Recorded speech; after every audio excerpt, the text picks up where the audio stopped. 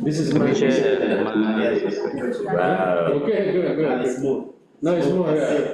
Smooth as silk. You have an upgrade.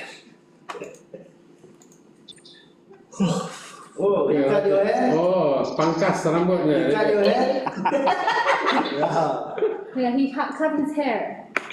Don't cut the hair. It's fine. The hair is fine. You become chef. I'm sorry, I have to share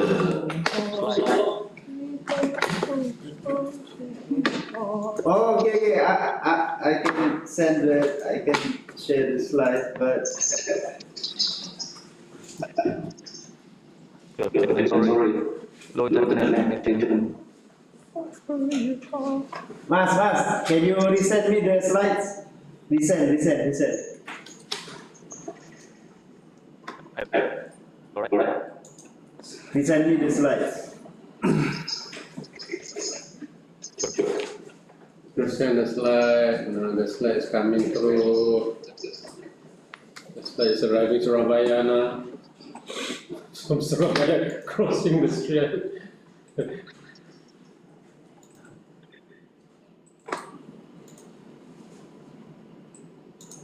Wow. Sorry.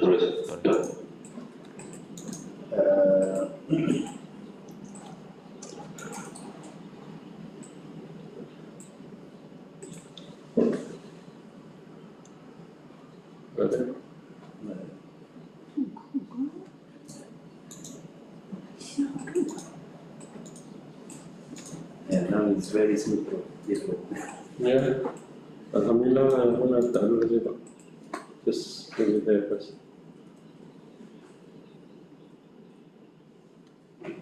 I didn't put any password ever, right? No.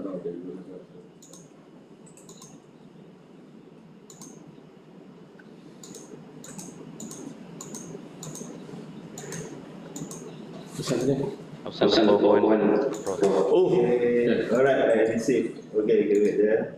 1 second. it's good. 1 second.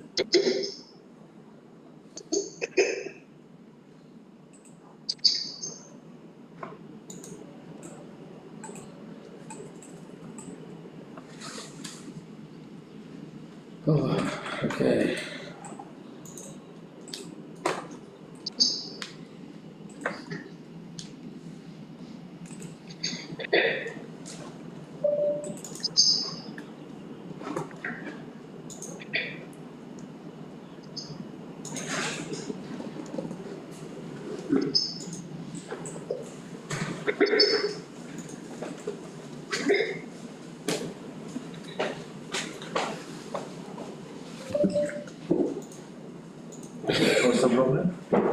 Yes.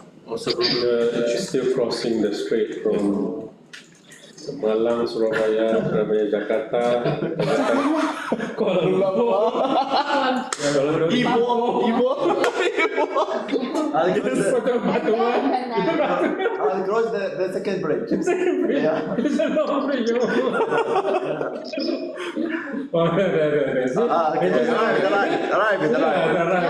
Right. You want to try? What is that? It's Poison. Shanja.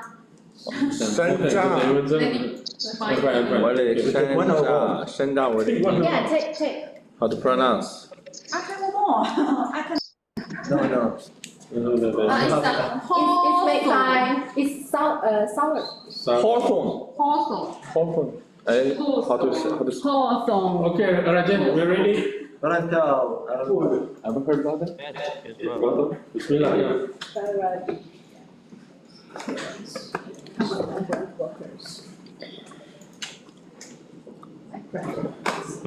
is this is the PowerPoint? PowerPoint is ready. Up and running. Okay. Oh, you can see. Yeah, you share it. You gotta share. Yeah. Sorry. Wrong screen. There are too many screens here. Alright. It's kena nasi kandar. Okay. We Okay, have Mas. kambing Yeah. and 2 eggs and 2 chickens and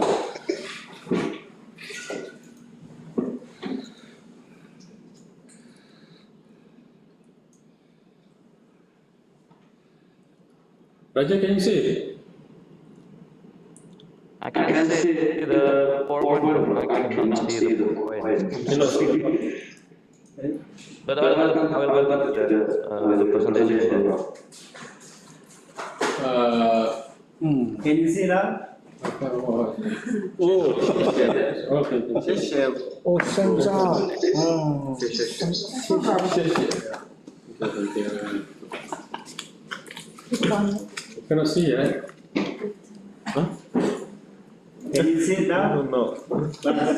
Not yet. Not yet, actually. Oh, yeah. Now can see? Yes. Okay. That's great. Yeah. Good. Okay. Thank you very much, Mr. Bro. Okay. Thank you very much, Professor Reevany, for the opportunity to present my thesis, especially about the finding. And hello, everyone, my friends. My topic is being perantau, paradigms of thoughts and experiences of Indonesian migrant workers, the case of Penang, Malaysia. We are talking about perantau here. Perantau is a local term of migrants, but it's more related to the cultural things, not just the regular moving. If you want to see the perantau, the ancient perantau of South Asia, you can see the background of slide. You can see the silhouette of people, of a person who ride sampan, a boat crossing the sea with big waves. That's perantau. Okay, let me continue to the next slide.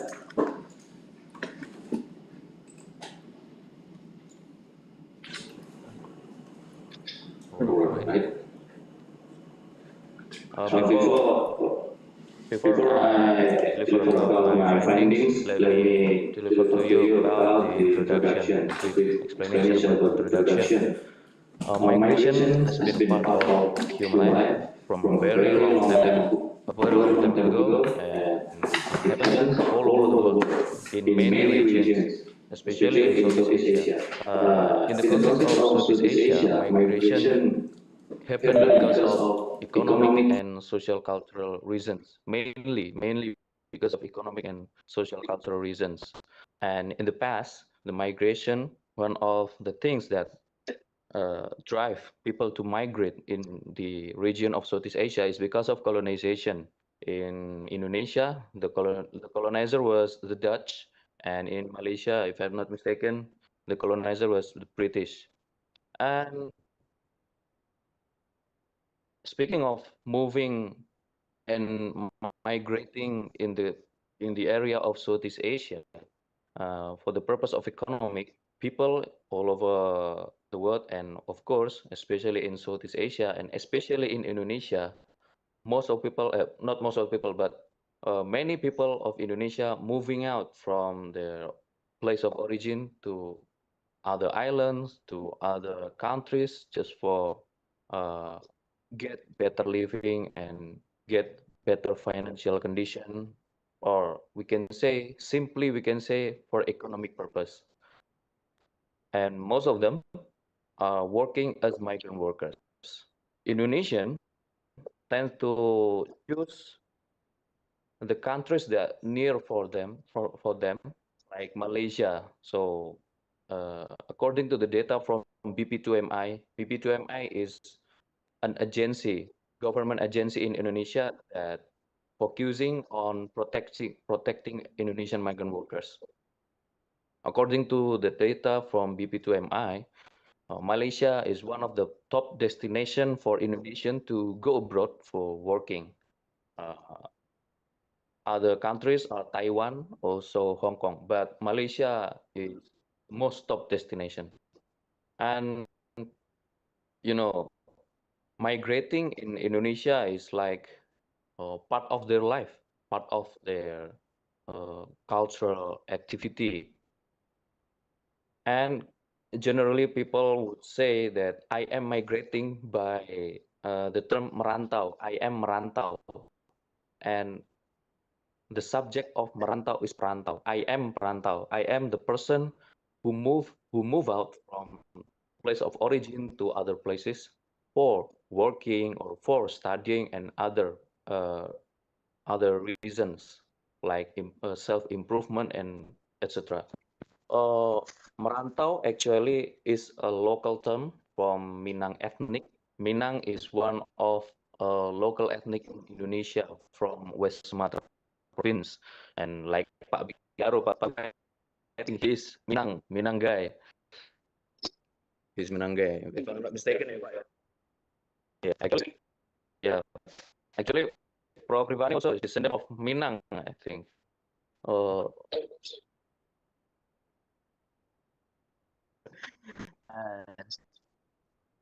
But the term merantau today is not limited in Minang community.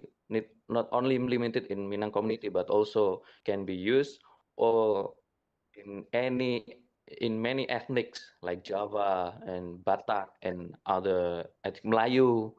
And generally, people in Indonesia and Malaysia would say, "I am merantau, I am perantau," if they go from the place of origin to other place.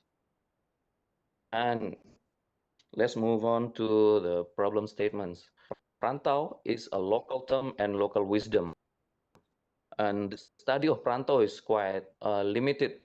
For if so far I explored the study about perantau. The conceptualization of perantau is quite limited. Therefore, it needs to be expanded. The concept needs to be expanded more, especially about perantau, as the subject of merantau activity. Perantau is local wisdom of Nusantara, of people in Southeast Asia, the ancient Southeast Asia especially.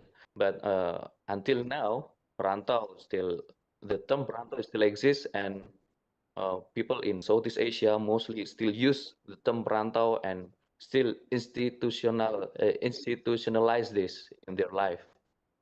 Therefore, as this perantau is local wisdom, a positive local wisdom, me as a researcher think that I need to give more attention to this local wisdom and to raise it to the surface and to the academic discourse. The enrichment of the discourse of Indonesian of the perantau is important. Therefore, so in relation to Indonesian migrant workers, as I said before, Indonesian migrant workers also can be called perantau because they go out from their place of origin to other places, other country, in order to work, to have better living, and also maybe to get better financial condition. And the enrichment of the discourse of Indonesian migrant workers, it's important, I think, to give more attention to it, especially for people in Indonesia and Malaysia and countries in Southeast Asia, and the governments, especially Indonesian governments. And highlighting the experience of Indonesian migrant workers also crucial for me, in order to give bigger picture, and to open the government's eye. This is the condition of Indonesian migrant workers out there. So government should give more attention, especially Indonesian government, so they can develop better policy for Indonesian migrant workers. And so the focus of my thesis is to address the understanding of the interpretation of perantau from subjective reality. I mean, from the Indonesian migrant workers' perspective, how they define themselves as perantau. Also, how they conceptualize their experience as Indonesian migrant workers. And why I choose Penang? Because Penang is industrial area. There are a lot of Indonesian migrant workers working over there. the factories in Penang recruit Indonesian migrant workers, and also geographically, Penang is quite near to Indonesia in certain area like South Sumatra. Therefore, we can see people from Indonesia, especially from Medan, working in Penang, also Aceh, geographically near to Indonesia. And the expected outcome of my research is to develop the concept of perantau, also to contribute to the knowledge development of sociology, especially in the sociology of migrant workers, also the migration study. And in relation to the policy development, this research, the expected outcome of this research regarding to the policy is the policy contribution towards the government's treatment on Indonesian migrant workers. So the government can give more concern on Indonesian migrant workers, can formulate the better policy for them. So Indonesian migrant workers can get better living, comfortable, and can get financial condition with safe condition. Sorry. Okay, next. There are some literature here I put, but I'm not explaining too deep about this. In the next slide, I put some of the leading literatures related to the, not leading, but some of the, yeah, I guess maybe some of the the literature related to the perantau and Indonesian migrant workers. The very first is Mokhtar Naim. What Mokhtar Naim? Mokhtar Naim also Minang. First, he is Minang. Mokhtar Naim studied on voluntary migration. I mean, voluntary migration itself is another word. So Mokhtar Naim is characteristic of perantau, the difference between perantau and migrating and perantau. Your voice is well in Minang culture. The difference between merantau and migrating is just regular movement, but merantau is not just regular movement, moving, but with the spirit of I am bringing my culture and my ethnic identity. I'm going out with the spirit of Minang. I'm going out with the spirit that I am a Minang person. I am a youth. I am a man that can be improved. And after merantau, I will bring back the results of merantau to my home country, and many other literature like from Auda Murad and Salazar, and also the research from our supervisor, Prof. Reevany. He conducted the research about Indonesian migrant workers. Are you happy working in Malaysia? I was in there. I mean, I was helping the FGD, and from that research, the result is that they are happy working in Malaysia because of spiritual gratitude and familial giving. And my research question first is, what are the paradigms of thoughts of Indonesian migrant workers in Penang, Malaysia about being perantau? Next slide. And the second research question is, what are the meaningful experiences of Indonesian migrant workers in Penang about being perantau? The research objectives are first to examine the paradigms of thoughts of Indonesian migrant workers in Penang about being perantau, and the second to examine the meaningful experiences of Indonesian migrant workers in Penang, Malaysia about being perantau. So there are two things here. The main focus of the research question and the research objectives is first are First, the thoughts of Indonesian migrant workers on being perantau, and the second is their meaningful experiences on being perantau. Let's move on to the methodology. Next slide. I use abductive research strategy on the research strategy part because this research strategy supports my research to capture the interpretation of Indonesian migrant workers on being perantau from the social actors. The social actors here is the Indonesian migrant workers. The data collection methods I used are in-depth interview, also focus group discussion, and I did conduct the interview to 36 respondents and also conducted 4 FGDs.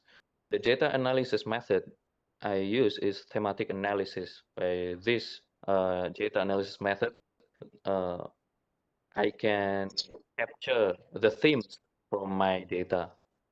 The sampling method I use is purposive sampling. It's the primary method, and for the supplementary is convenient sampling. The criteria I decide for the sampling method: first, Indonesians working in Penang for 5 years and more. Why? Because working in Penang for 5 years could have rich experience to tell. Therefore, I choose Indonesian working in Penang who work for more than 5 years and more, whether documented or undocumented, and the age between 20 and 55. This range of age is the range of person who is still actively working, and they work in my priority is to Indonesian migrant workers who work in certain sectors like factory, construction, domestic, and entrepreneur, and the last, actively involved in NGO or organization. Next slide. Let's move on to the findings. At the chapter, I divided the findings into 2 chapters, chapter 4 and chapter 5. The chapter 4 is paradigms of thoughts of being perantau, and chapter 5 is paradigms of experiences. The meaningful experience of being perantau. First, I'm going to explain to you about the paradigms of thoughts on being perantau. But before that, I want to introduce a bit about the respondents. There are 36 respondents. We can see the red points over there. It's Penang, and my respondents come from South Kalimantan, West Nusa Tenggara, East Java, Central Java, Banten, Lampung, and North Sumatra. And most of them are from East Java and North Sumatra. They are working at, most of my respondents are working in factory and constructions. Let's move to the next slide. From my data, after doing the analysis, there are 4 emerging themes.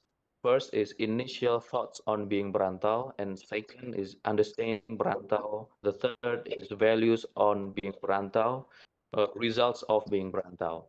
Let's move on to the first theme, initial thoughts on being perantau. Next slide. There are 10 subthemes, and I say it is the dimensions of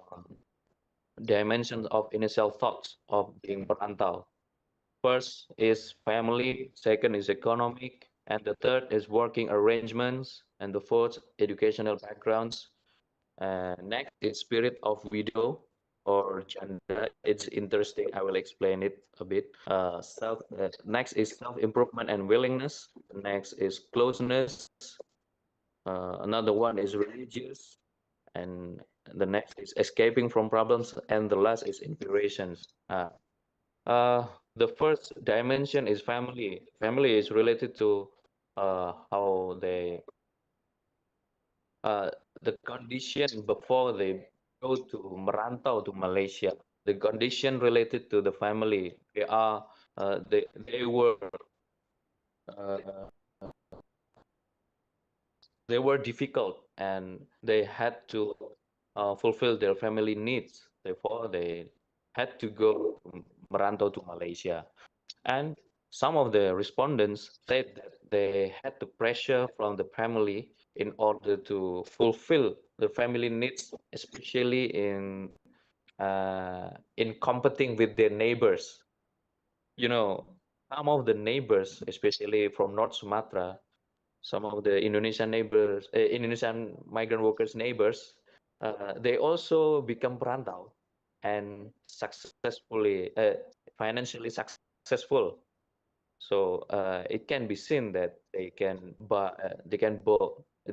buy a new house, cars, and people would envy with that condition. And because of that condition, they urge their daughters or their wives to go merantau in order to get more money.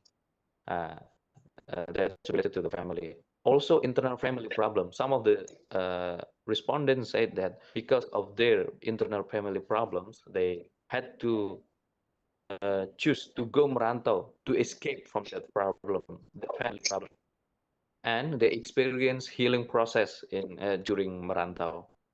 And another interesting dimension is the spirit of janda. Spirit of janda is related to the condition where a woman become widow, and she had to fulfill her family needs. She had to feed their children, uh, but in the same time she had to face the social stereotype of widow. In my country, I don't know in other countries, maybe in Arabs or in China, have the same condition and negative stereotype of widow. In my country, mainly widow would have a negative stereotype. Yes, bro?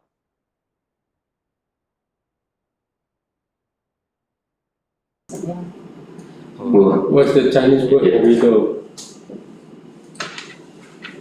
A wife with a husband. What husband passed away or Widow. Woman widow. What's called in Chinese? 寡妇， huh? 寡妇， Husband died or just a divorce?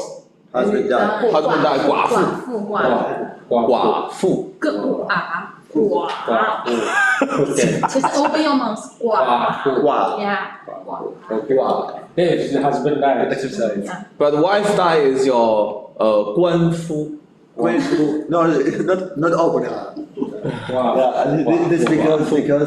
the other one. If that's right. Yeah, 100 dies. 官夫就是老婆死了叫官夫，老公死了叫寡妇。寡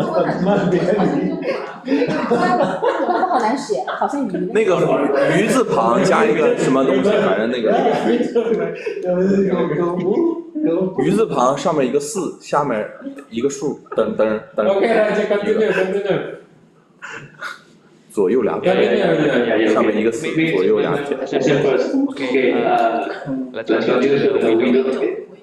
Because of that social pressure, she had to go to merantau to Malaysia to escape the social pressure and to get financial support, meaning to get a better living. 史上最有回忆。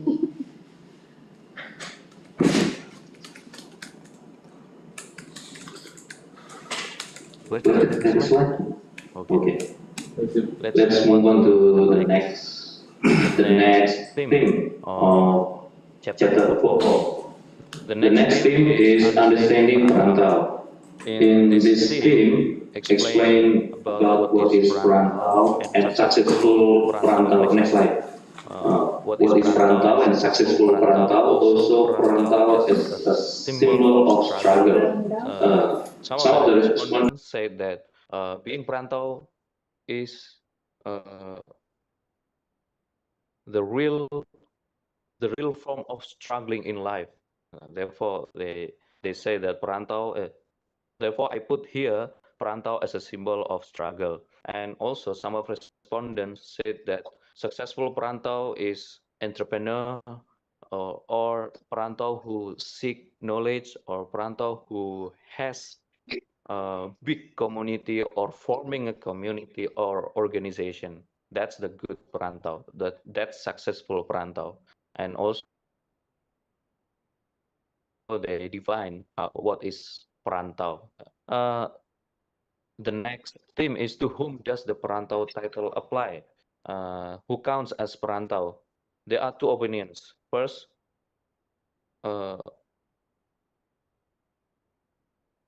is the person who work abroad, strictly who work abroad, and other who go merantau for study is not included as a perantau. But the second opinion is person who whether working or studying can be called perantau.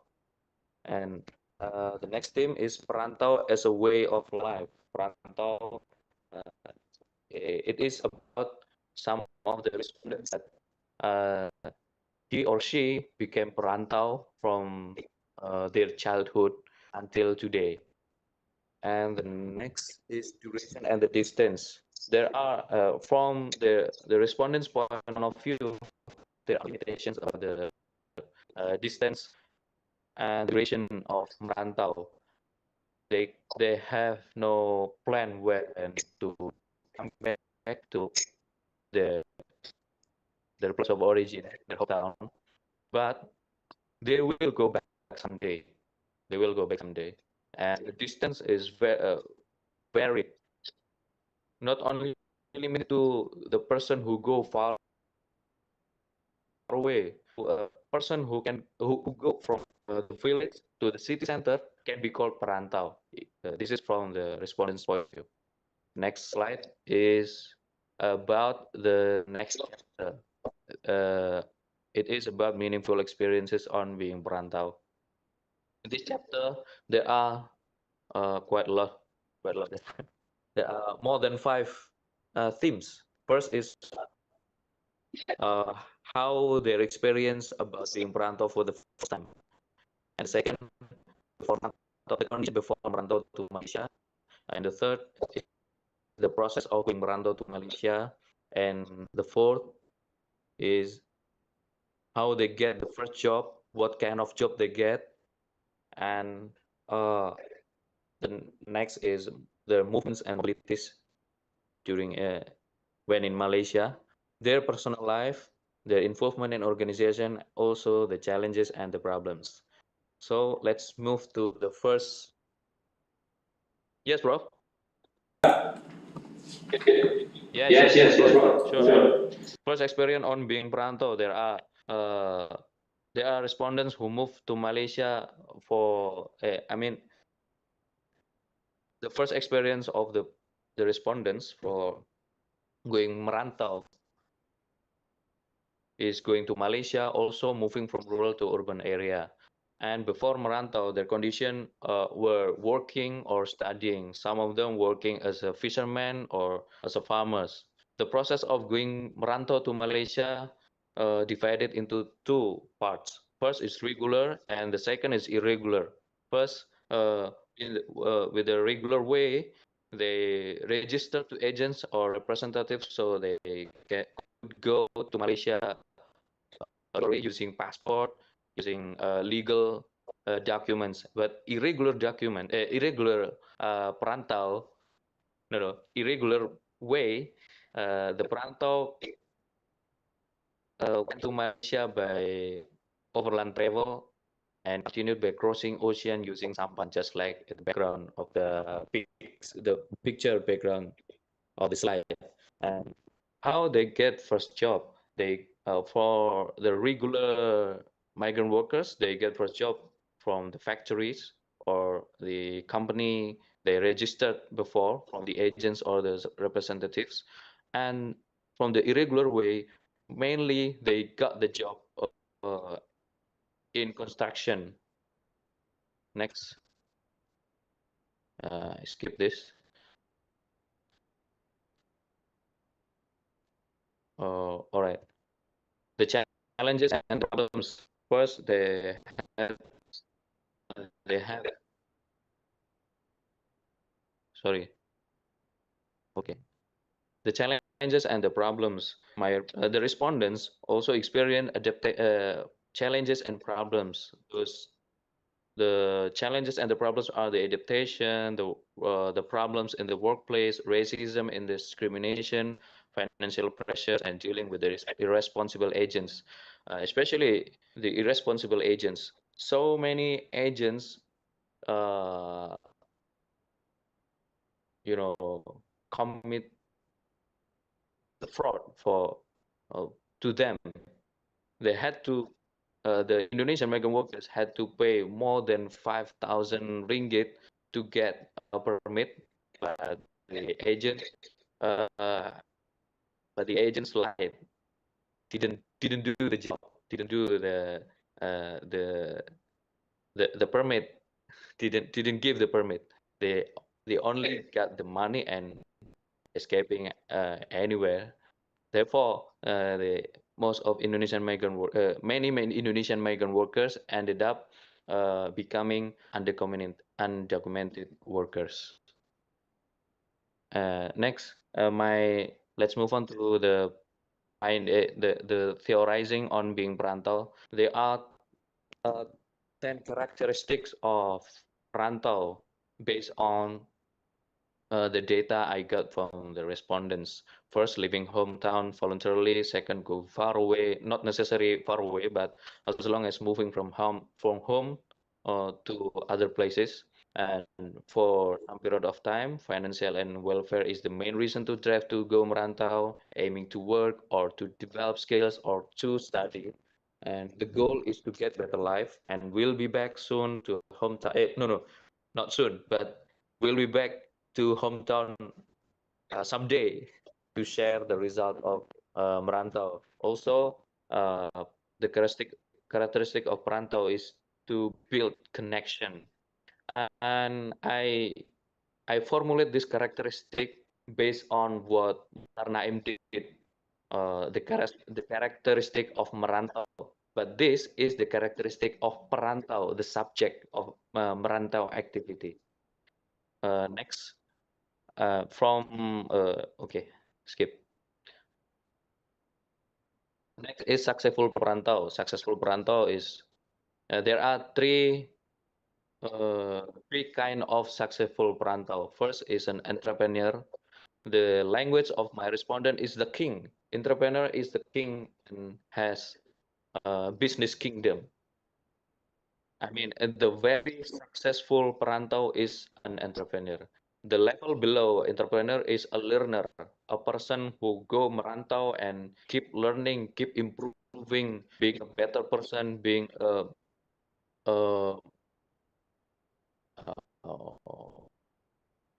being a good person. Being expert in their field. So, and the third is a well-connected individual, a person who who has very strong connection, who has involved in many organization and others. Okay, okay, that's it. Thank you very much.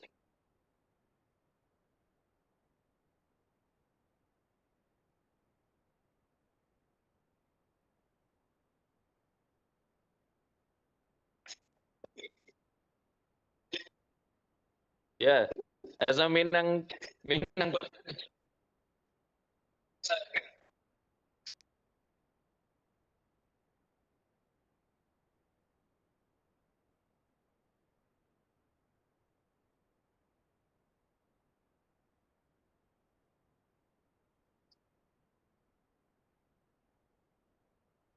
Yes, yes,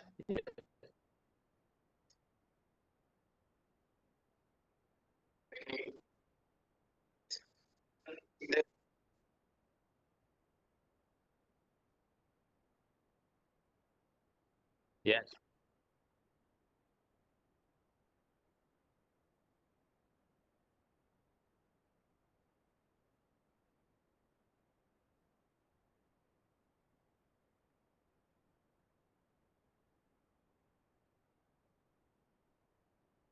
Wow.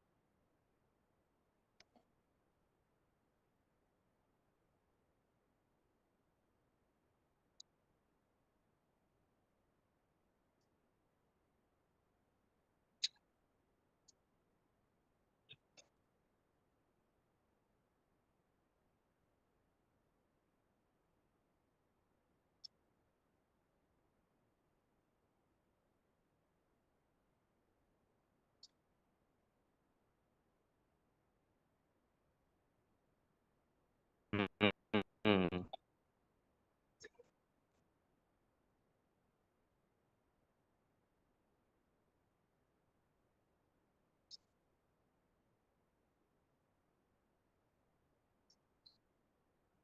Yeah.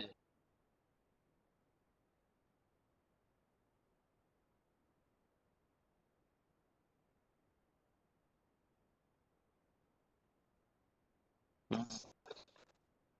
Oh, I see. Yes. Yes.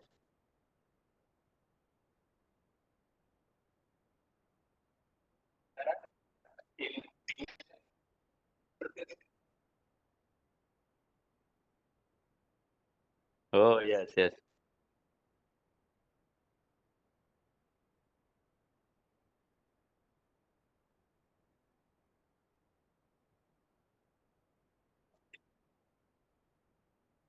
Maybe what's your recommendation to the government Indonesia or Malaysia based on your research topic? Thank you. Okay.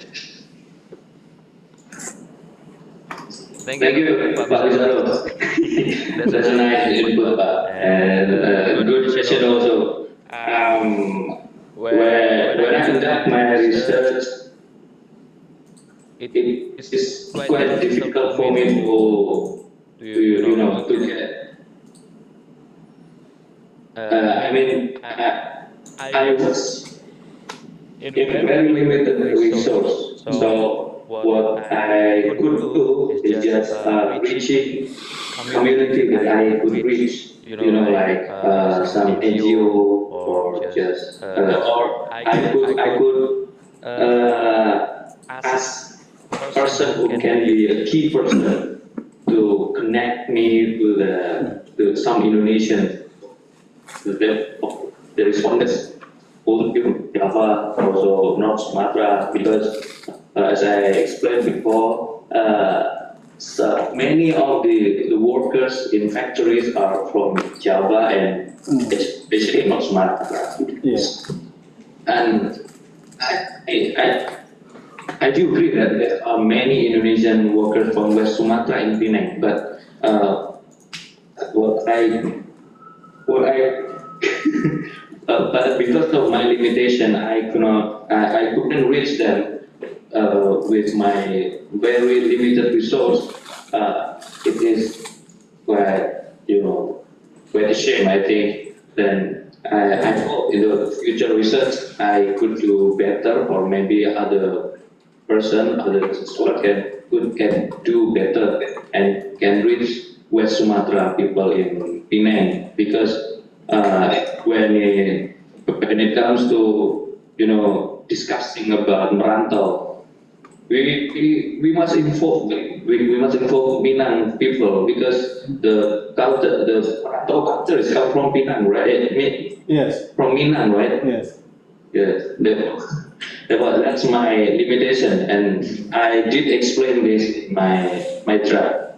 Yes. Yes. Even in front of yes. The contribution to the policies, the development of the policy, the formulation of the policy could be could, could advocate the Indonesian migrant workers so they can work in other countries safely without being feared or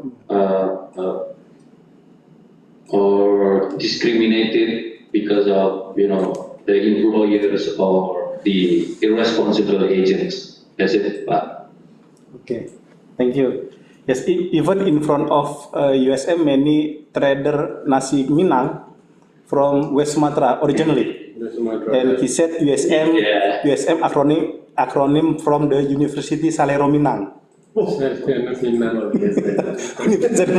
Because many Minang trader in USM area, nasi Padang, trader clothes and others. So she says that USM is the University Salero Minang. Salero itu selera kayak many Minangese food rumah makan Padang guna Salero Minang restoran. Okay, thank you Pizarro.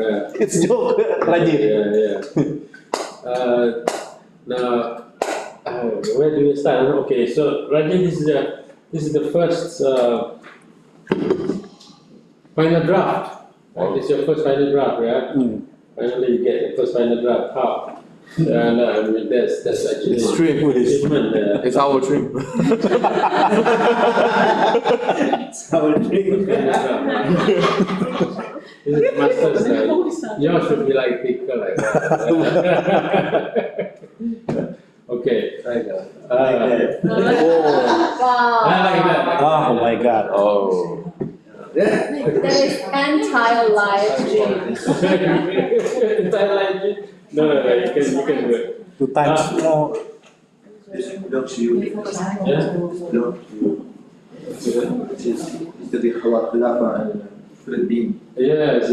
that is behind the mind, yeah. What's his name? Oh, yeah, bring it back. What's that? Muzakir. Yeah, alright. Okay. So now you're beginning the process of improving your final draft, Raja. So usually for the rest of you, right, for you all to understand as well, usually when you reach the final draft, right, you're beginning the process of completion of your work. So you could go through another 3 rounds or 4 rounds of improvement, of your draft. So now another point that is important for us to all note is this: that once you reach this stage of your master's or PhD, right? You do not want to rush it because you are very close to completion, but you're also far from completion, right? What does it mean? It means that it'd be really pitiful, right? It'd be really bad if you rush through without necessarily strengthening it to the level that you will become, your draft, your thesis become strong, and you're sure that you will succeed during the Viva, right? So that is actually a leap. That's a leap. Now, I think I told you all there were 2 cases of my students, right, who have to do resubmission. Resubmission is not fail, but it's above 1 level above fail. So it's 1, 2, 3, 4, 5, right? 1 is basically no correction, very little correction, just a couple of weeks you did it. 2 is minor correction, 3 is major correction, 4 is resubmission. Resubmission. I mean, you got to resubmit, work the whole thing. And resubmission can also mean reviva. So you've got to go through reviva again, right? And the 5th one is fail, right? So 2 of my students went through reviva, right? 1 student did not have to, but he failed during the Viva because he was arguing and a bit arrogant during the Viva. Right? So he has to resubmit. Right? The other student had a good thesis, but he was rushing. Rushing. So he sent me his thesis. I need to submit already in just 1 month's time. Because if I don't submit, my boss will be like this, that. So submitted. So I'm under pressure, and he also thought there was another a possible examiner, and the examiner made him resubmit. So that was a terrible thing. It went through 1 year of improving the work, and he has to meet the examiner a couple of times because he was working. He's no longer with me at that time. He was with the examiner. Yes, examiner, because it's a reviver. So as I said, this is something that is far, but it's close. It's close, but it's far. Right? So you're coming close to completion, and you will need to complete the process of completion. And that process of completion is actually an important process you do not want to skip. Right? So that was very beginning in my when I was supervising. Right? I was not here. I was in the social science school, social science still. So I regretted I allowed him to submit. Right? So that was a case that should not be the case. Should not be the case. So for you all as well. So remember that once you reach this level, it's actually a very important achievement because you reach the final draft. Right? It's a matter of improving to the level that becomes strong. Right? So it's like you learn all the style, all the kung fu style, all the 20 kung fu style, but then you have not achieved a warrior status yet, You learn how to fight and all that, but you have not gone through the making sure that you can win. You got to make sure that you can win. That's the so like Mutadi, when you completed your draft, how many rounds did you? I completed my draft last year in July. Yeah. Last, Yeah. so 1 year. Yeah. I done some modules 2020 February this year. Yeah. And your Viva became 18. Yeah. 18, which is about the same time, right? But did you also improve your thesis? Yeah, I changed a lot. Many times actually. I forgot how many times you present. Yeah. You presented many times. So it's actually an important, crucial step. It's like you're running and at the stadium. There are 4 rounds. You run at the 3rd round. You say, "Okay, I'm tired now. Wait, it's another 1 round. This is 1 round more to go. Right? This is 1 more round to go." That 1 more round is the most tiring round. Yes. This is the most tiring round because I can see the final point there. I can see the end there, but I'm getting tired now. I hate why I don't want to look at this anymore. This is and I went through that as well. It's like, okay, talking about thesis, I don't want to talk about thesis anymore. Right? So you reach that. What is that final lap? The final lap is an important lap. It is the final stage of your journey as far as before Viva is concerned, right? So we're talking about Viva. So this is where Raja is at right now.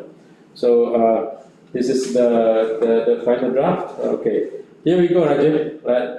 If it's easier, if you're here, I can show you all the things that. Where do we start, Raja? Where do we start? I'm gonna jump straight to the gist of it, and then I talk about other things. Yeah, I will talk about the essence of it. Okay. If I ask you now, Raja, your research is about being a perantau, right? Being perantau. Yes. Okay. Yes. So, what theory or what discovery that you make with your research? How do you answer? First is the bro. Go ahead. First is the characteristic perantau. I mean, the conceptualization of the perantau itself. Perantau as a subject. Right. The person as a subject, because it's about being a perantau, right, Prof? So we conceptualize the subject, the perantau. Perantau is a subject, right, of the perantau activity. Yeah. What I discover here is the characteristic of the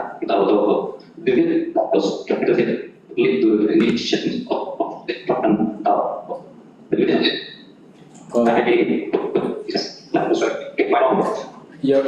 It's choppy. You're breaking off. You're breaking off. Yes, Prof. Your voice. There was interruption. My voice is breaking. Yeah. Is my voice breaking, bro? Now it's fine. Now it's fine. Okay. Okay. Yes. Yeah, my discovery is the conceptualization of perantau, bro. Perantau is a subject of the merantau activity and the merantau culture, the subject. As I presented before, there are 10 characteristics of perantau, and with those characteristics would lead to the definition of perantau. The definition is quite long. I did put this in the slide. Yeah, it's the 10, Also, the 10 round things, right? yes, bro. Yeah, the circles. Yeah. Also, the initial thoughts. I mean, the thoughts that emerge before they go merantau. The thoughts that make them to go merantau. There are actually there's a matrix here in my draft, also in my presentation. I can explain it more. And there are the initial thoughts that economic but internal and economic or internal and non-economic.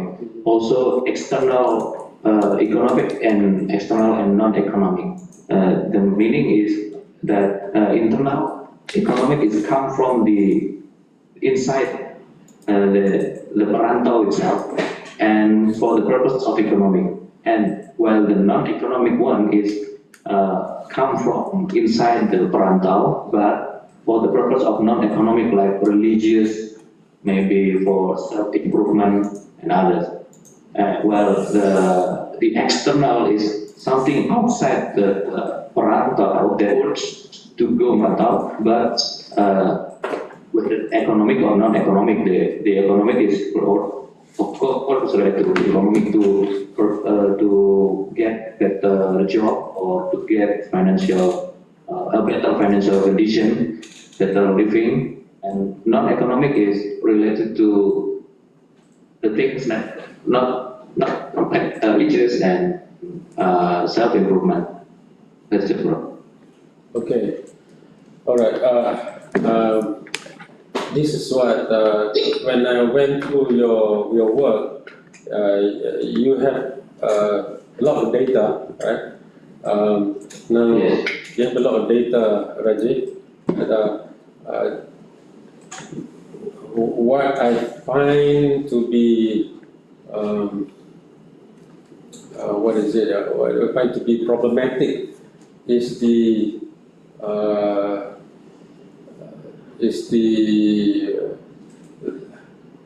fact that it is not integrated into a whole. So the lack of integratedness, the whole, it is kind of all over the place, right? So I've looked at your work. I've been thinking about your work. I've been reading your work, because something that is that I'm definitely interested in as well. So, and you want to differentiate your work from, the Mufta Naim's work. You want to differentiate from the previous works as well, right? So, there are certain things that. So the one is that the incoherence, meaning you have a lot of things, but they're not integrated into a particular synthesis, a particular whole. Yeah, that's one. The other one is there are certain things that are not working. The matrix is not working. The economic, non-economic, internal, external, the matrix that we tried to work on it. Remember when I was in Malang, I said with you, right, that one, it was not working. Yeah. Because the overlapping between the family and the economic, the overlapping between internal economic and external economic, there's overlapping, and I find it hard to distinguish from one quadrant or one box from another box. So the typologies or the differentiation are not clear, so it's not really working. So that is another part that I find it difficult to see, to understand that there is a particular explanation about economic, non-economic, internal and external. The part that I think, now this is what I'm going to just jump and I'll point to a number of other things on how you could and should improve your thesis, right? So I'm going to help you to come up with a theory, okay, with theory. And this applies to all of you, right? Applies to all of you. That especially if you're a PhD, even more so, yeah. So you will need to come up with an idea to say that, look, I've made this discovery and I'm able to explain my discovery in just one line or two lines or something like that, right? Remember that Dr. Azwan asking, tell me about your research, and then you tell me about research. But here it's actually more than that. Tell me what you have discovered. So in Raj's case, and it is especially true for you if you are doing inductive as well as we are doing abductive. So Yufeng, Kai Lai, Hansen, you are doing inductive as well. But it is also true if you are doing using other research strategies, right? So like Hanif with the multicentric model, right? So that is actually a contribution, multicentric model. Or Muzakir came up with the institutional replication of the Muhammadiyah. So it's a theory of institutional replication. So Rajiv, when I look at your work, I'm trying to digest and integrate that into a whole, into a theory, right? So a theory that is not explained by the previous theories of perantau or merantau. Yeah? Perantau is actually what's the Chinese word for it? Yiming. 农民工 migrant. But migrant is very much a capitalist word, right? But remember last time, the story of all the Chinese warrior story, right? Yeah. They're being hit, and then the mother is killed, father is killed, and then he will go into the jungle, he meet one Sifu, and he learn now. He will go up from the village, right? And become a master, right? So the journey to become master is a perantau journey. He become a perantau. Yeah, like Muhajirin. Like Muhajirin, of course. Like Muhajirin, like Hijrah. So this the whole. When you all ask somebody, Lia, you're asking us about Hijrah. What does Hijrah? So Hijrah means migrate, but in the Islamic term of Hijrah, right? So is the Muslim New Year is actually a migrating New Year, signifying the migration or the hijrah. The term is not migrate, the migration of Prophet Muhammad from Mecca to Medina, which makes it the first year of Muslim calendar.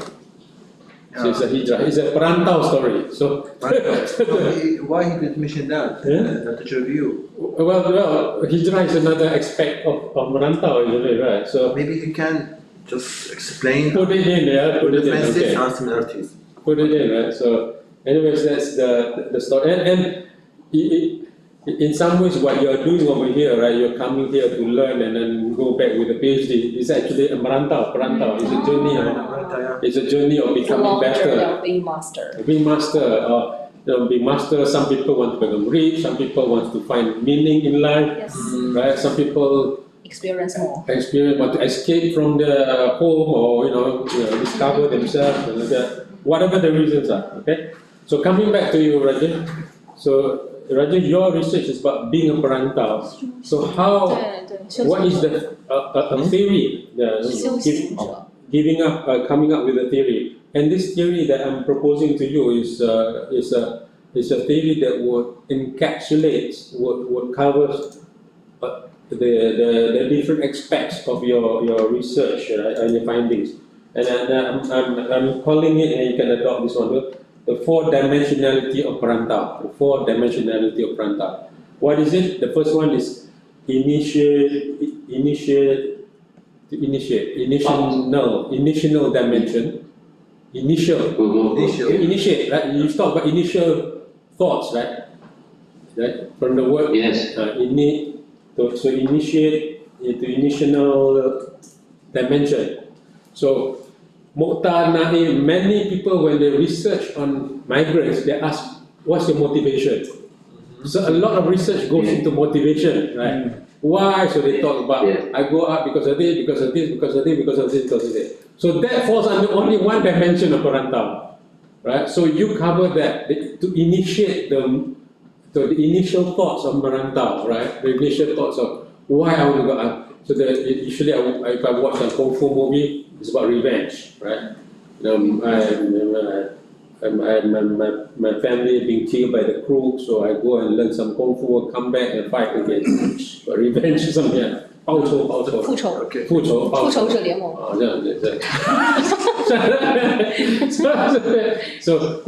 So Rajesh, you can talk about it and relate to Muqtana'in, but this kind of stop there. They do not talk more about that, right? But you have another dimension, which is definitional dimension of perantau.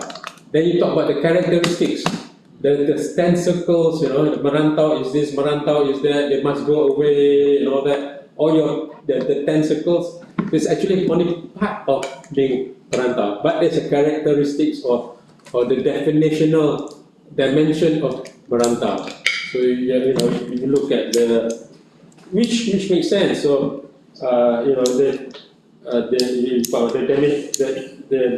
they come up with what is perantau? Perantau is this, perantau is not this, and that is definitional.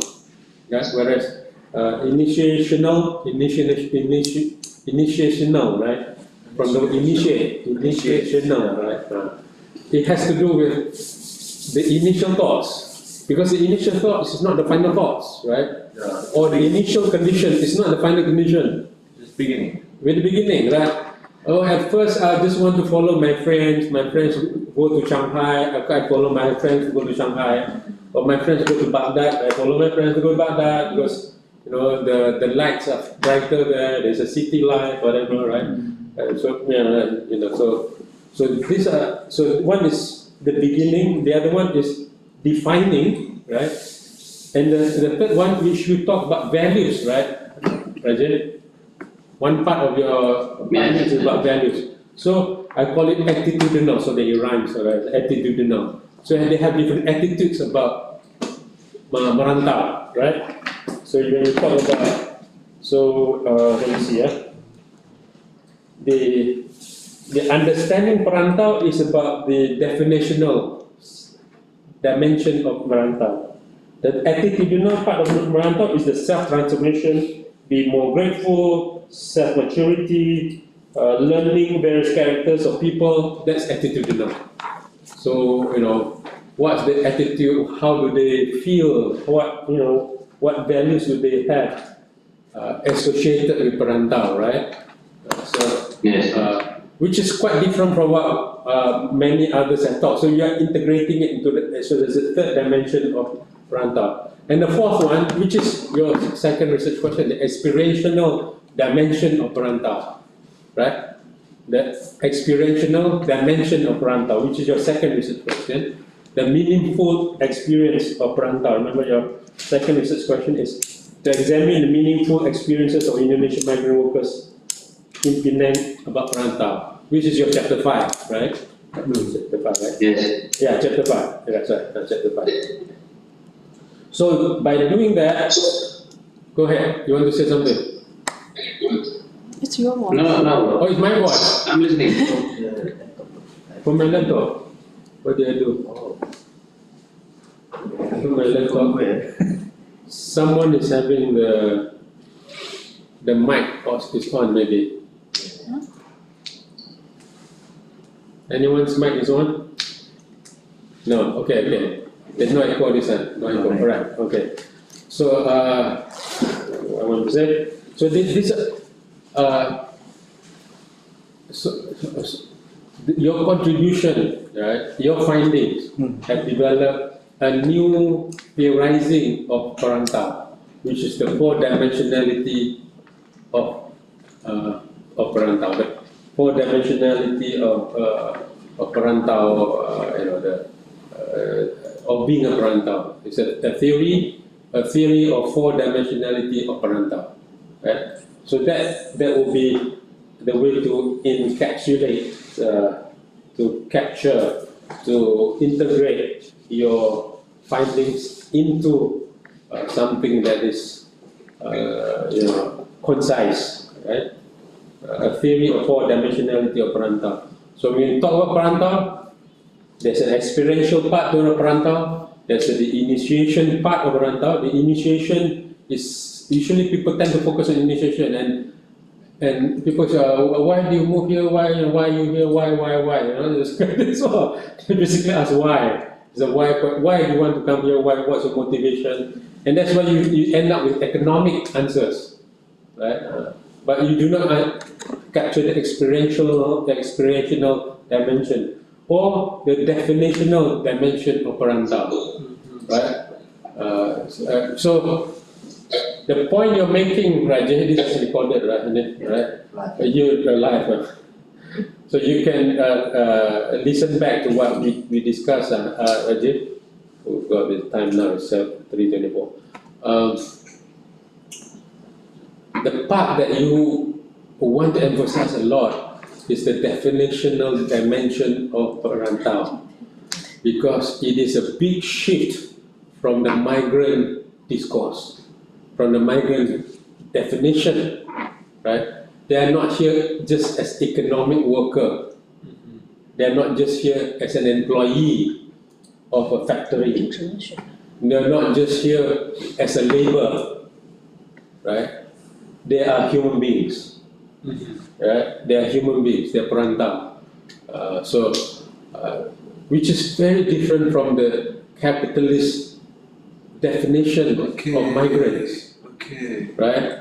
So when the country, Malaysia, Indonesia, talk about migrants, we are talking about people who come to work.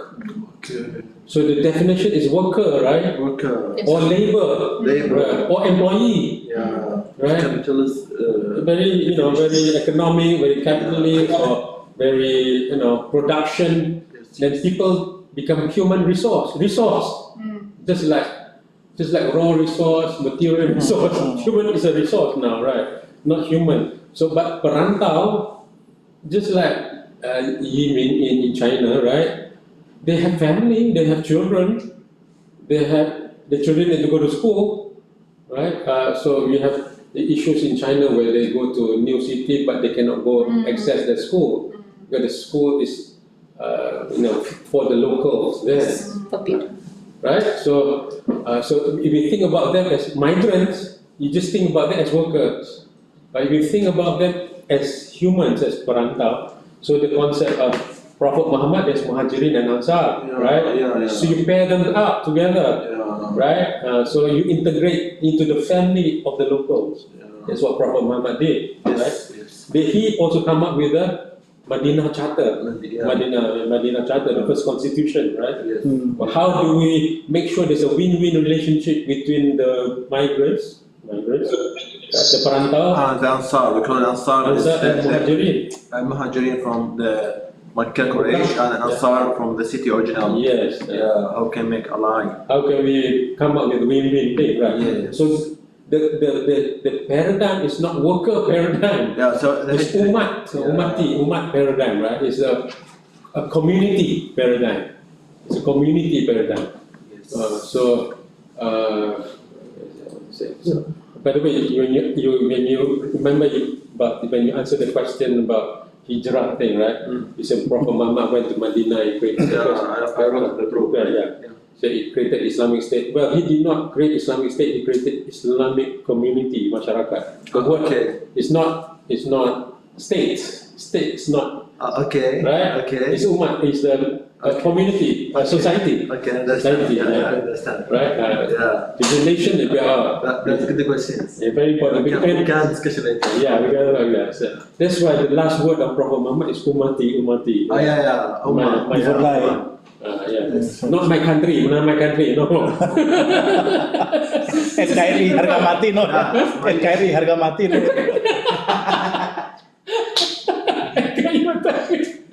No, not my country, my people. And Ummah is actually bigger than people, of course, right? Yeah, it's very important to determine our definition about this terms. The terms, yeah. Just like when you discover, you say not patriarchy, it's paternalism. Yeah. Paternalism is correct. Patriarchy is hierarchical. Yeah, Right. it's very important to determine our term. That's right. We use. Yeah, it's very important thing. Yeah. So this is an important contribution you're making, Rajin, that you must highlight, right? Because that is the shift. They are not just workers, they are not just employees, they are not just economic migrants, right? And the term migrant tend to also be associated with Westphalian concept, which is nation state, right? Whereas, migrants is associated with nation state, because that's why we have migrants, we have passport, all those are nation state markers of nation states, right? Including migrants. So that is the definitional part, right, of your research. And Hanif is also kind of in one aspect, Hanif is actually showing that these are not just migrants, right? These are people who can set up learning centers and operate all learning centers, So it's in a way, in a way it's a transnational, not national anymore. And so they are not just migrants. They can become teachers. They can become. They can become Pak Husaini, whatever. Become Pak Agong. That's why they use the word entrepreneurs. Because that's why they use the word king. What is that? Raja apa? Yeah. Raja. Yes. Raja apa gitu. That's why they use the word king. Huh? So Kerajaan bisnis. Kerajaan business. Okay, so that is something that the gist I want to convey to you. You captured that, Raja. So it's a theory of four-dimensionality of perantau. So that is the theory that you have developed from your research. Okay, so when you talk of perantau, there's 4 dimensions to perantau that you have discovered from your research. Right? Okay, now we go to the other parts that I want to highlight to you. Okay, the part that you talked about the matrix just now, Rajin, can you go to the matrix? Somewhere there. The economic, non-economic. The table, the matrix, that's there. So when I look at this and I look at your data, it's not working, Rajit. Yeah. Why is that echo? Echo with Rajit. Somebody is turning it on. Yeah. Let's find a culprit. Who's the culprit? It might be me. No, now it's okay. No, it's okay, alright. So when I look at this one, it's not working. When I look at your data, right, the comments from the respondents, the economic and the internal economic and the external economic look the same. Right? They are overlapping, and it's hard to distinguish. So, long story short, just scrap this one. Just omit this one from your analysis. Right? Instead of this one, replace it with this the theory of 4-dimensionality of perantau. Just replace it with this one. This one, I was trying to make it work, but it cannot work. It's just the overlap is too strong to make it mutually exclusive. So it did not work. Just scrap this one. All right. Other things, terminology,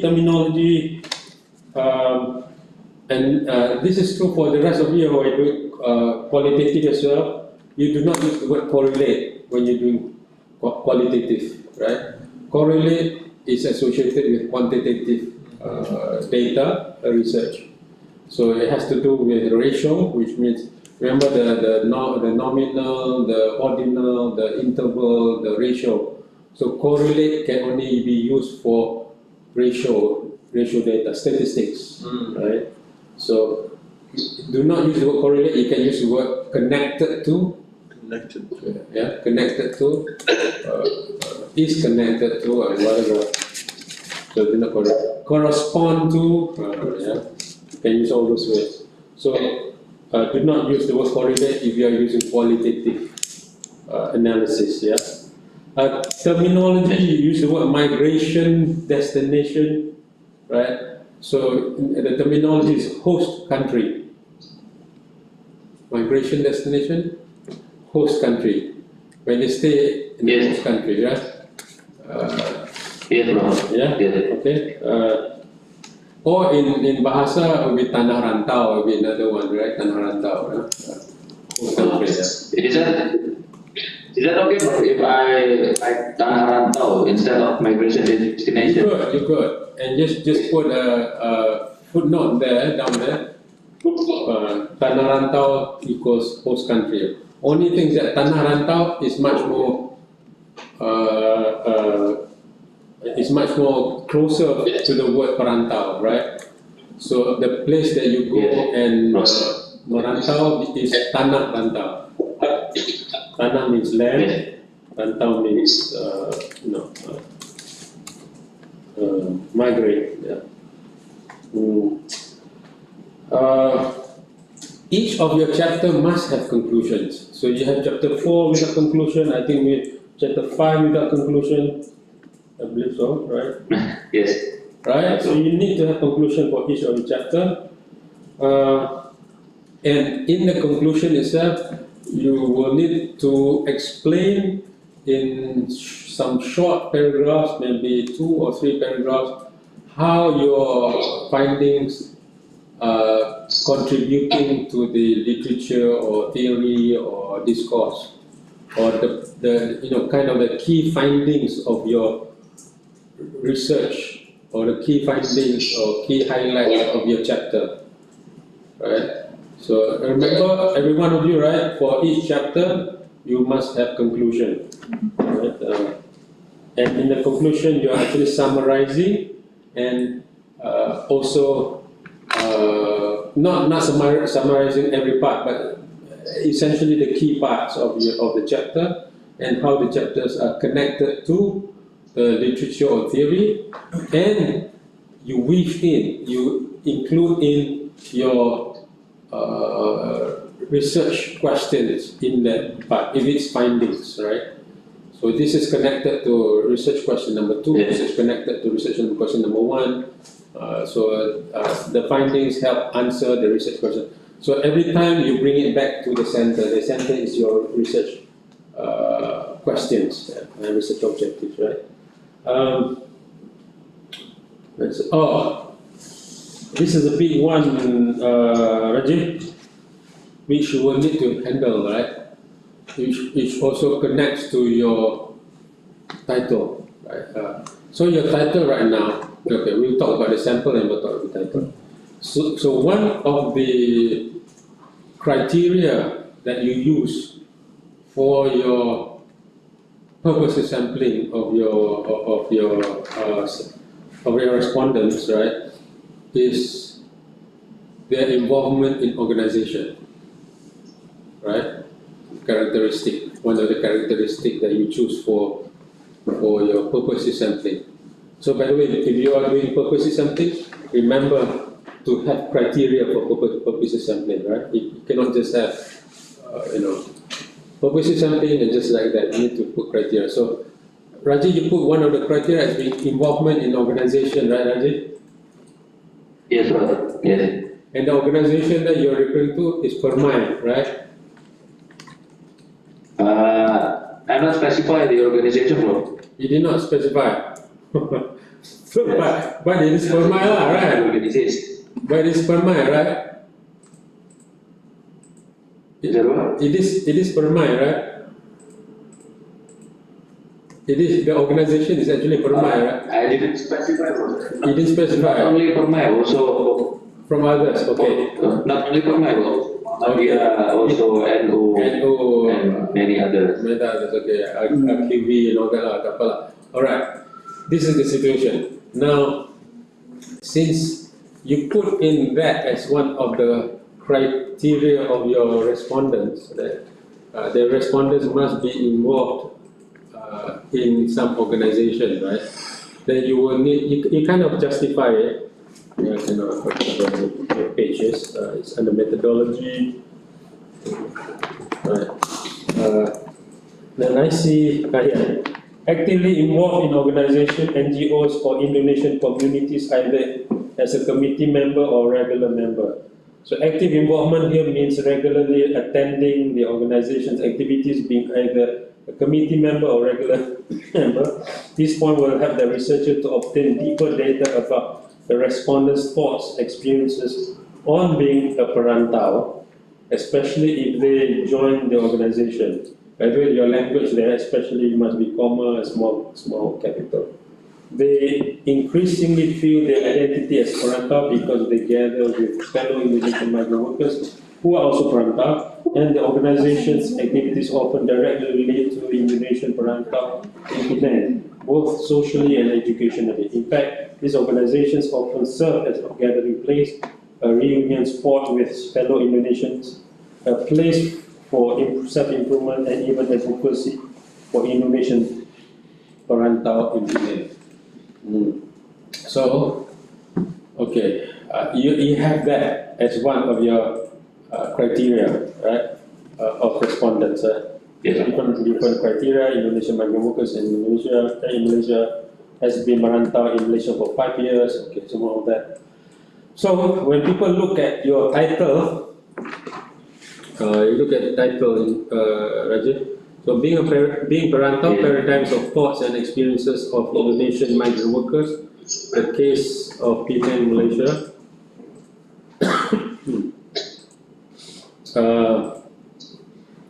So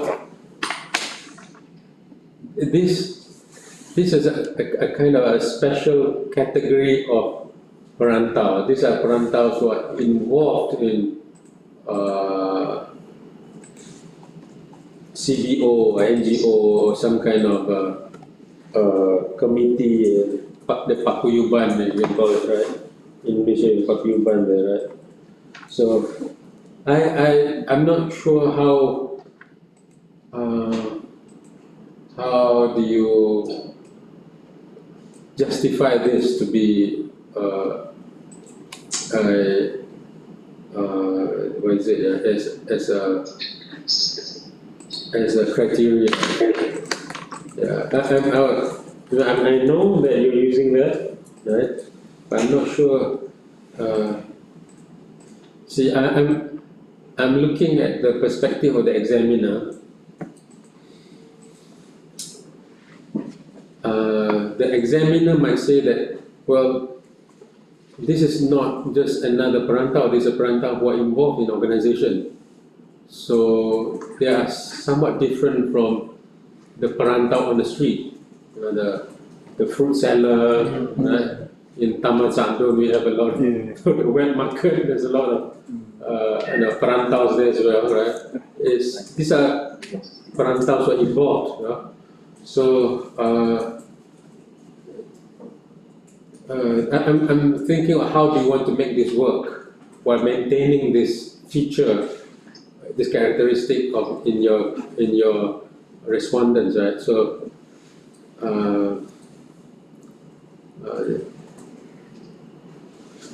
one way, Rajesh, is to put in the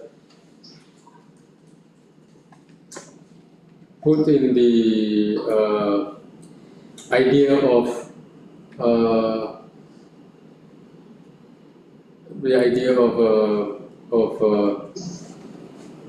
that they are involved in the NGOs as part of your research questions? Rajat, you hear me? Yes, Prof. Yes. Yeah. I'm going to. So your research, I'm just figuring out how to make it work so that you are not being questioned. Suddenly they say, well, the examiner might say, well, you have a very skewed kind of perspective of perantau because these are perantau organization. But if you declare at the beginning in your research question, right? So the research question can be to examine the presence of force of Indonesian migrant workers involved in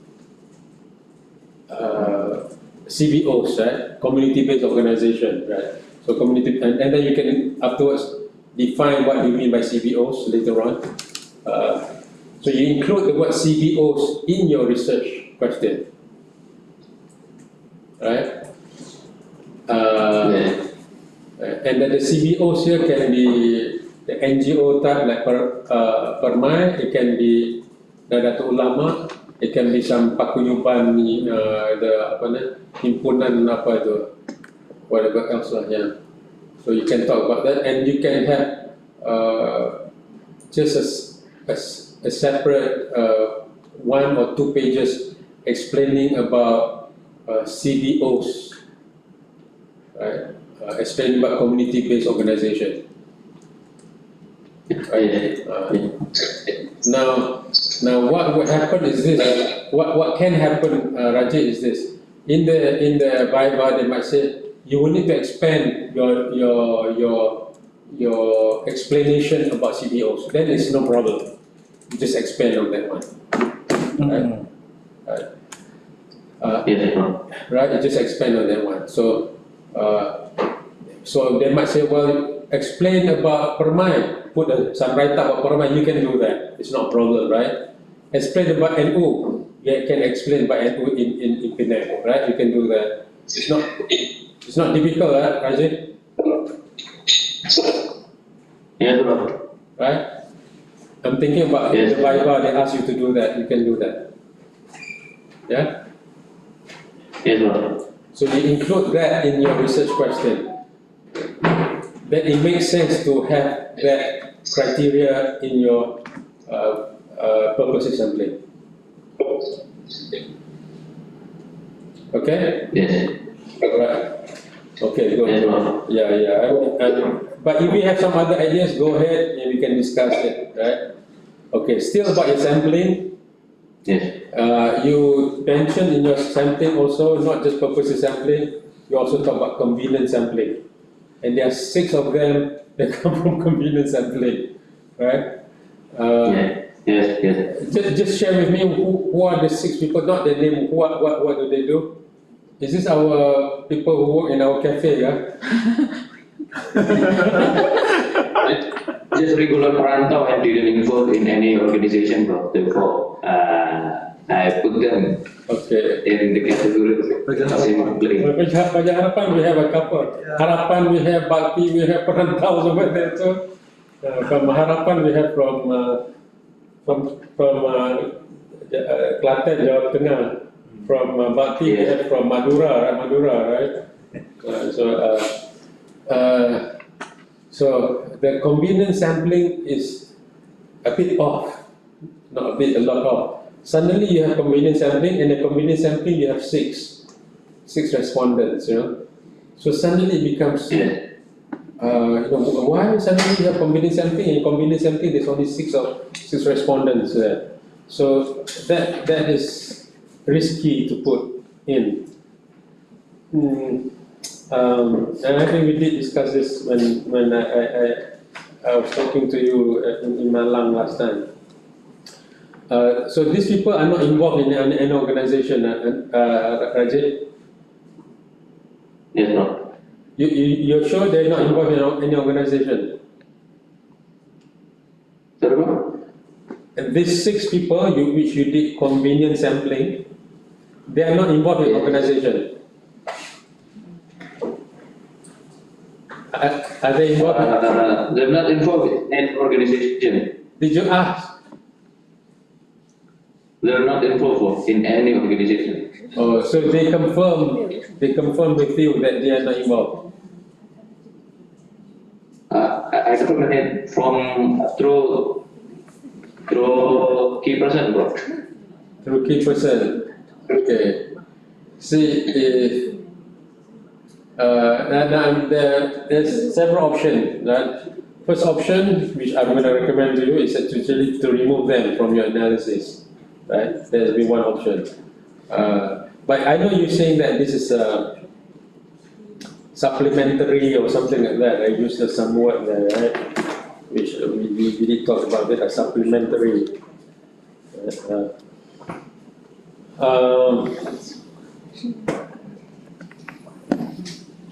One option is to remove them from now. The other option is to maintain it. And if the examiner asks you to remove, then you remove. Right? Is there a risk? There might be a small risk in that the examiner would say, would this compound your findings? You know, would this skew or taint or make your findings problematic? You will need to answer that question. That's the risk, right? So if your analysis is connected closely to this 6, then you might have a problem, right?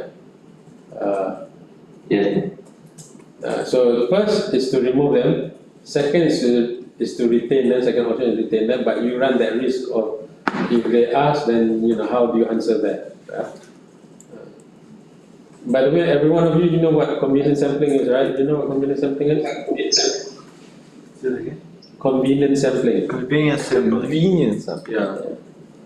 So convenient sampling is you stand outside of the mall, the mall entrance. Yeah, give survey question in the mall. I mean, without having to make appointment. No make appointment, just very convenient, right? Who are these people in the mall coming up from the mall? Okay. Right? That's convenient. It's not random. There's no systematic sampling, right? Is this convenient? Is this convenient? Or just who's? I want to check whose mic. Who's? This is your echo. Yeah, I know it's my voice, but I do not know somebody has the mic or speaker on. Can you check? Anyone has a speaker on? We didn't No. If you can check.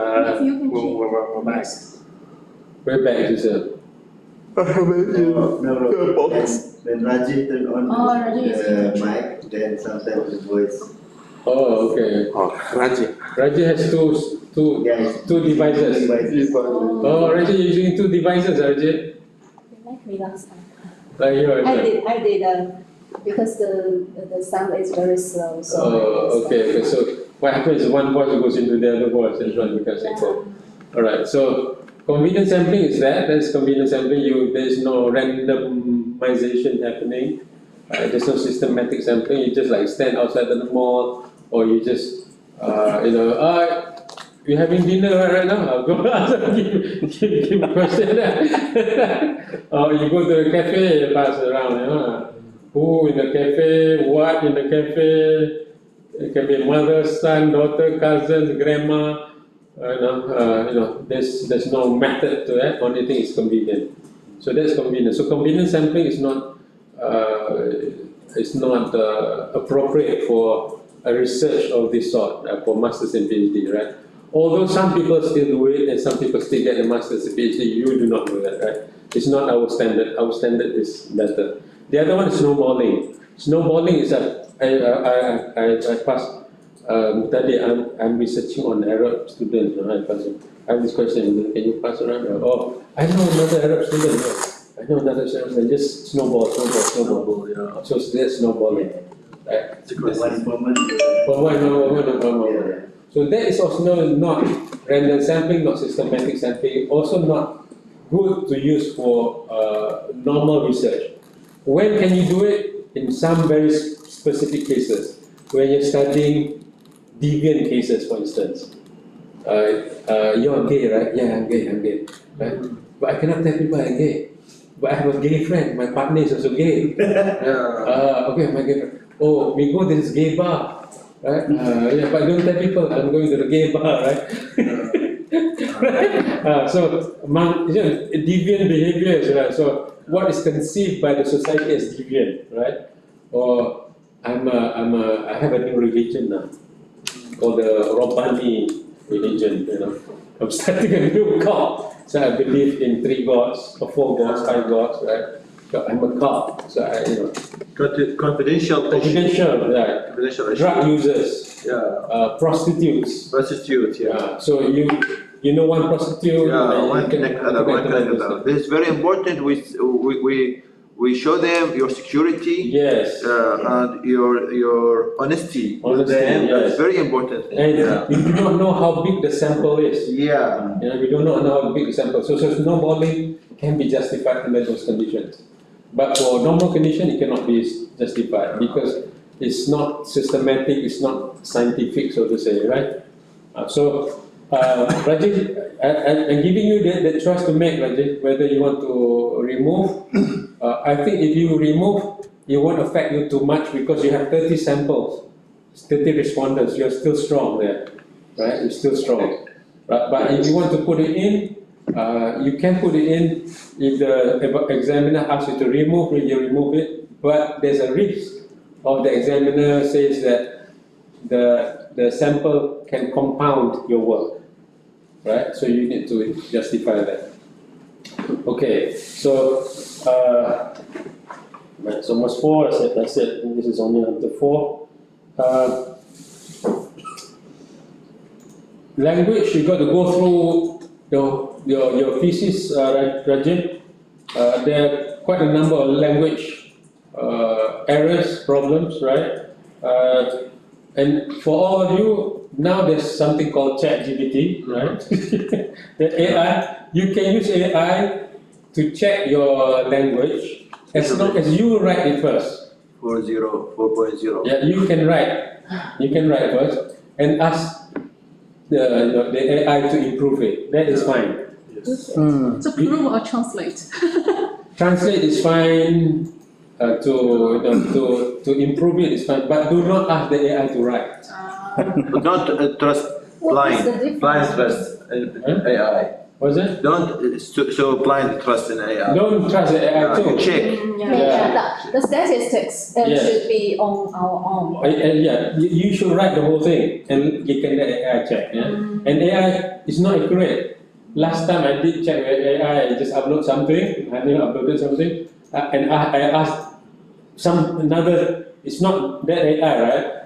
I never uploaded in my email, right? And then I asked AI, who is Dr. Reevany Bustami? And he came up. Dr. Reevany Bustami is a biologist. She has studied in marine culture. Okay, I'm not a biologist. I'm not a female. I the marine community, not marine biology. That's Dr. Sass. So they confuse me with Dr. Sass, is it? Yeah. And what I had just recently posted, Hanif just recently posted just, I think in 10 minutes, they already captured, somehow AI is so powerful to capture something like that. They're so powerful they can capture it. But they're confused because it was in my email. I need to post in OneDrive or share. The Microsoft Share or something like that. So they capture from there, they confuse that's me, right? So you got to check, right? So they maybe my name sounds like a female name, which is fine too. And I said, Reevany, Jenny, right? For the EE sound like Megawati, right? So Rajiv, go through your comb through your language to make sure the language is there's no problem with the language, with the grammar, I find quite a number of things like when you should use were, when you should use are, right? Even though this research is done some time ago, but the findings are still are, not were. Okay, so they are parantaus working in. So they are not were parantau, meaning they have died. They passed away. Right? They are still in the present. Right?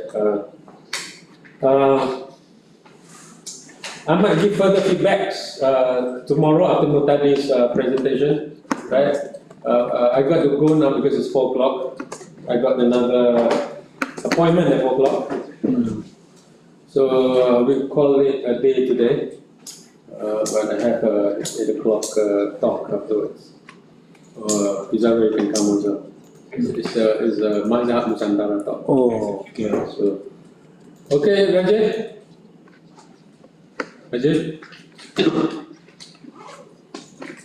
Alright, you got the gist of what I'm saying.